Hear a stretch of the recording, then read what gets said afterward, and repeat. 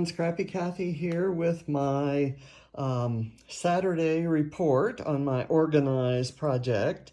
And usually I might like to have a little bit more attractive opening shot, but what I'm showing you here are the 3 worksheets that I kind of used in my album project, which is the one that's been giving me a little bit of trouble over the last 2 weeks. I'm happy to report that I made a breakthrough, and in making that breakthrough, I actually changed my process. So some of this this processing worksheet kind of went out the window, and I'll explain that to you a little bit later.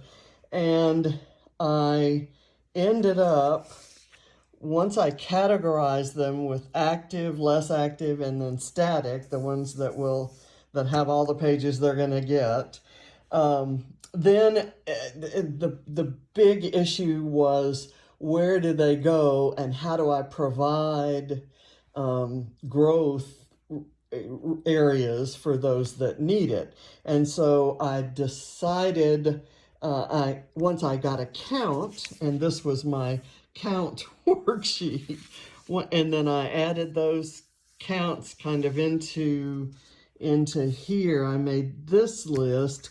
Then I figured where my Kallax units were and what cubes I had, and I came up with a storage scheme that I think is going to work for a very long time. It's going to give me growth opportunity, and it doesn't look unattractive in the meantime. So now we're going to go. I will kind of summarize what I got to work. I don't have that in writing, but I will put that in the video description box of this, and I'll be happy to provide any of you that want them some kind of structure for a worksheet. And I will also share with you my life stages kind of divisions, and why they were necessary when I found myself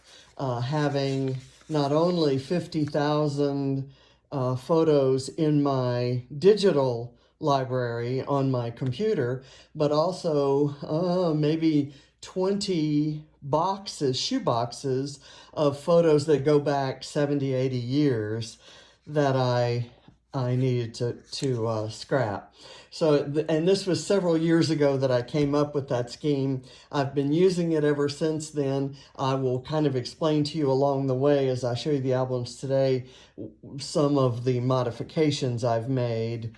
But all in all, it's been good. I used to file things, as many of you do, just kind of as I scrapped them. And then I found I couldn't locate them.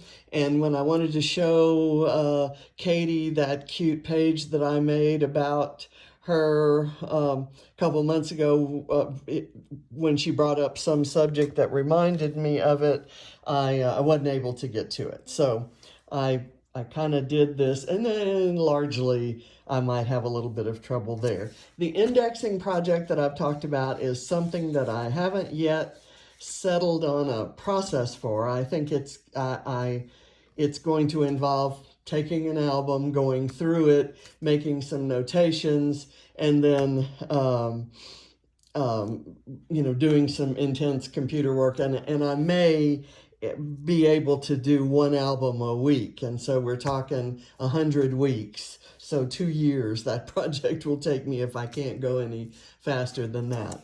But I'm going to take it as it comes, and I'm going to, my idea is that index will work for future generations, let's say.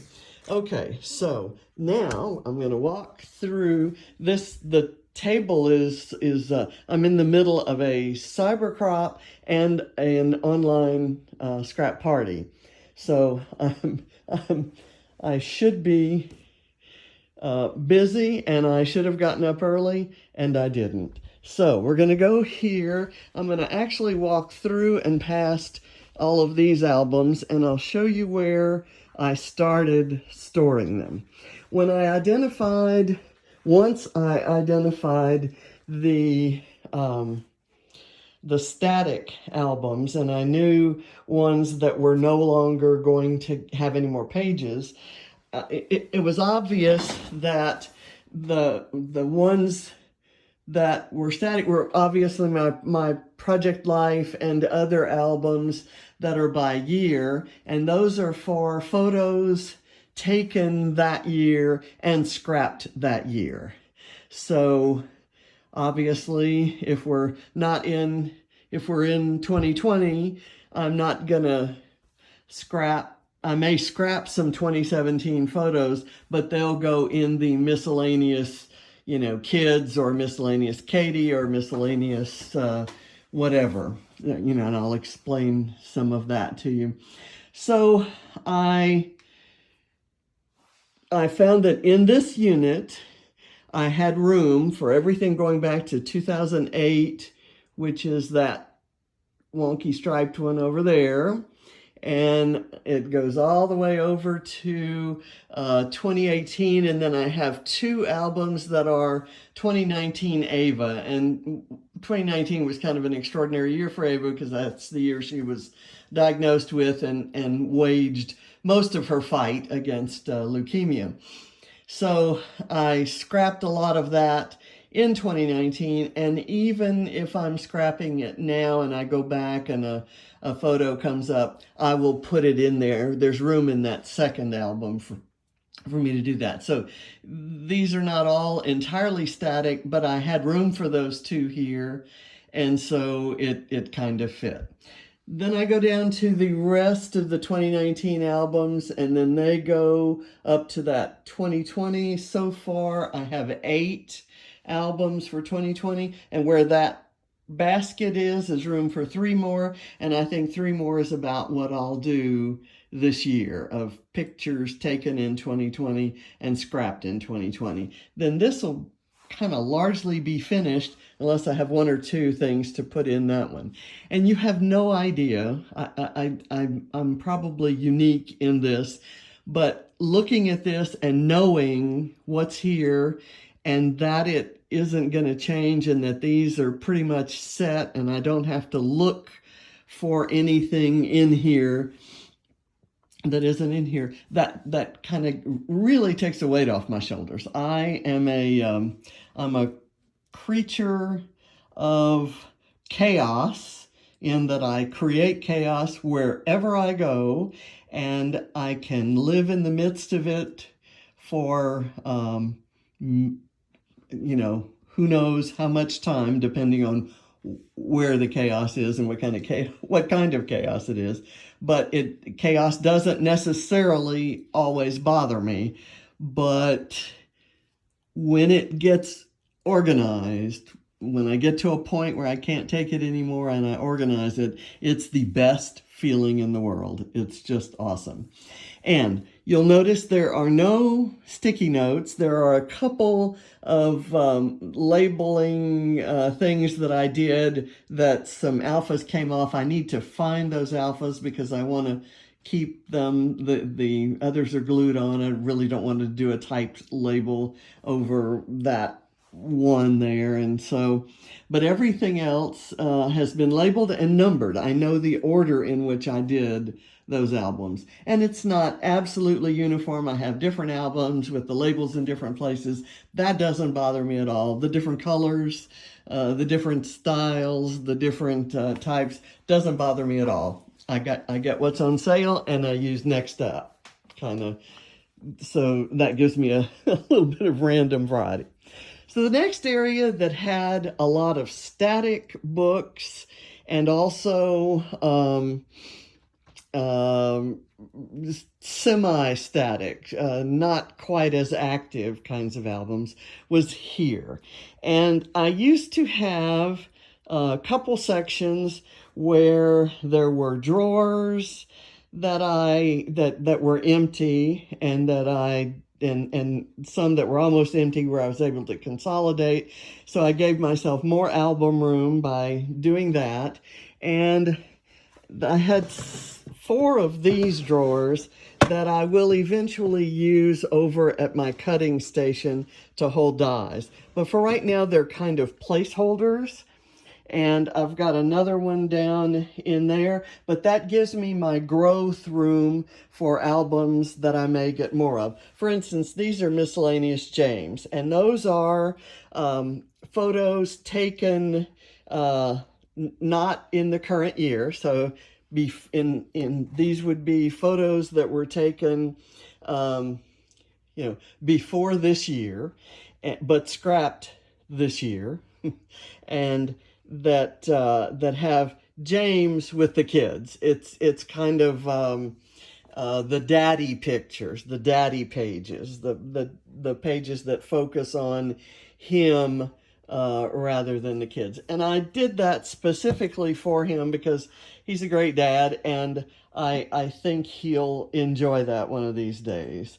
I've got down here the miscellaneous us. I know those are likely to grow. I'm likely to increase those so they can grow kind of over in this next area over here.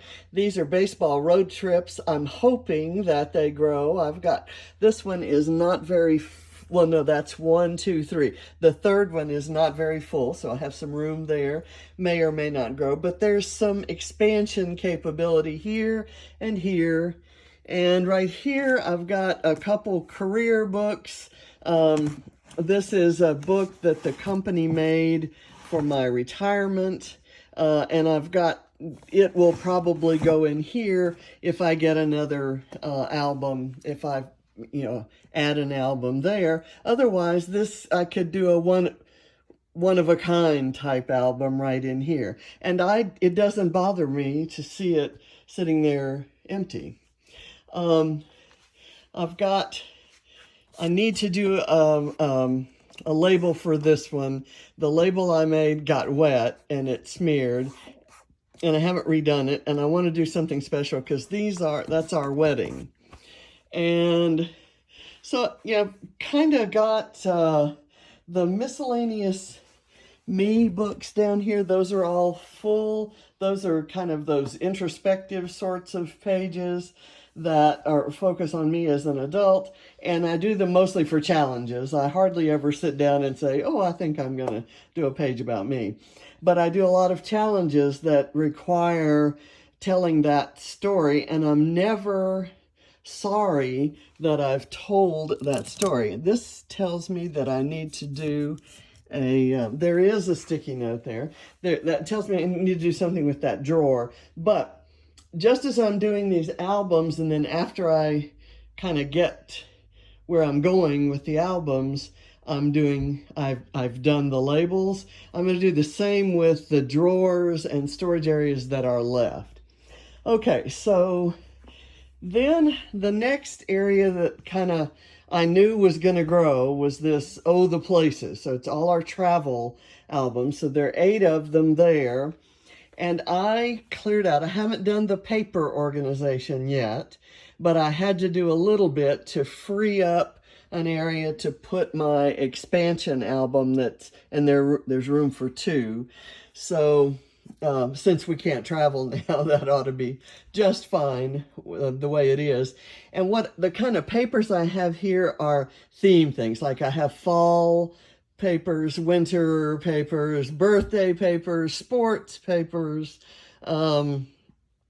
Easter and spring. But I also have down in here, I have diagonal stripes, I think, and zigzags. Or I don't know, one might be chevrons. And I have another area like right over here that has matte papers and things like that. So I can actually add it to that, and that becomes a resource whenever I'm looking for a specific type of pattern. So then I'm going to move over into this one. This one contains books that are, they're just to give you the titles, miscellaneous family. So miscellaneous family are pages that feature photos of variety of kids, or maybe one kid or whatever, but with me and John, me and or John in the photo. So it's our little family, and it's where it kind of focuses on something to do with us being at the activity or with the kids or taking them somewhere or something like that. Then I have miscellaneous Allie, and Allie doesn't live with us, but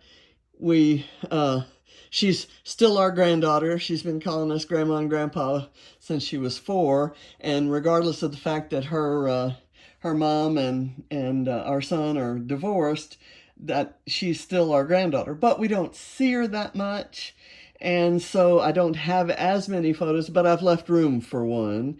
And I've got miscellaneous Katie. I've got 5 of those, and I can expand on either side there. And then miscellaneous Barrett, or B as we call him, for those 4. And so there's some kind of growth room in there. It is conceivable that the Barrett one will grow. I know it will. And the Katie one will grow, and the Allie one will grow, and the family one will grow. But I've got some room down in here to kind of shuffle things around.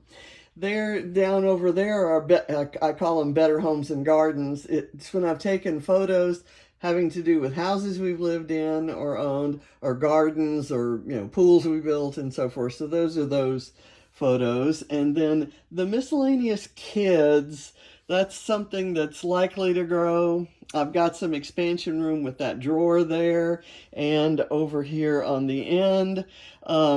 Those are when there's, if miscellaneous Katie is when the page and the photo are just Katie. Miscellaneous kids are when Katie's in there with Allie, or in there with Barrett, or Katie, Barrett, and Allie and Ava together, or whatever. So this is kind of the kids thing, and you'll notice that Ava is missing, and that's because, let me see if I can get up from the kitchen floor here. That's because we've been here in Georgia, kind of, we've been with Ava her whole life. We retired when she was a month or 2 months, no, about a month and a half old. And so we came here to kind of babysit, with her. So we've been with Ava. And for a lot of that time, Katie and Barrett were with their mom, and they had moved to Kentucky and so forth. So we didn't see as much of them when they were little. Suffice it to say, we have way more photos of Ava than we have of Katie and Barrett. So this is the Ava section. There are 14 albums now, and there's no room even in the last one down there. So my next task is going to have to figure out what's in these boxes, and this is my expansion room, and I may be able to move Katie and Barrett in here too, to free up some of that space that we just saw in the other area. So basically those right there are 16 more albums that I could expand, and I have room at the top. These are albums I bought by mistake, and I just didn't return them. They're not binders, but if I find a single subject, like a single trip I want to document or something like that, and I might only have 20 pages, which never happens, that's when I would use that. Or I'd give it to the kids to put some things in or something. Those 3 boxes are going to go with wherever I settle on my photo storage to be, which will probably be in the bedroom. And I've decided, when I brought my sewing machine in here the other day, I decided that this, since I just got brand new lights put in up there, because the light fixture that was where this one is right there caught fire, and so it's and that was the only light we got in here other than through the door, the double doors there. This obviously used to be a workshop, and it's still where we keep our tools. But I can put everything that's on top of here someplace else, and I have good enough light now that this could become a sewing station. I'd have to stand up while sewing, but that's certainly doable. And it gives me a chance to kind of leave the sewing machine ready, and not have to pull it out of the case and redo this and redo that. So I think that's going to be probably the last project I do, because I actually have some repairs to make to the sewing machine. But I'm kind of excited about that. So basically, the album project is done. It makes me so happy to have all those labels done. And I'll tell you that I made up and numbered a bunch more labels, and I have them in here. So as I get new albums and set them up, I've got labels that are uniform to kind of put in there. I've got room for, I guess, 28 Ava albums, and that may be kind of overdoing it, but I'm absolutely thrilled. Next week, I'll decide on Tuesday and I'll present it. I'm going to kind of focus on stencils, which are somewhat in this area, although I have a drawer full of ones I've used recently. It'll be either stencils or stamps, and I'm thinking I'm not ready to tackle stamps yet, so I'll probably do something short and sweet like stencils, and I have a couple of ideas which I'll share with you on Tuesday. So thanks for watching, and I really appreciate all of your comments and support on all of this, because I really thrive on all of your ideas and your help. And it's great to know if any one of my ideas helps you at all. And I know a few of you have asked me specifically to address embellishments, and you can kind of take a look at the mess that I have here. Those 3 boxes over there that I took away from my mixed media area, and kind of the way I have my kits and collections displayed there. I have some work to do in that area, and I'm doing some research with that in mind, so that may be certainly down the road. The stamps and stencils are necessary for me to kind of free up some spaces and to facilitate some of the organization for embellishments. So thanks for watching. I'll see you Tuesday. Bye.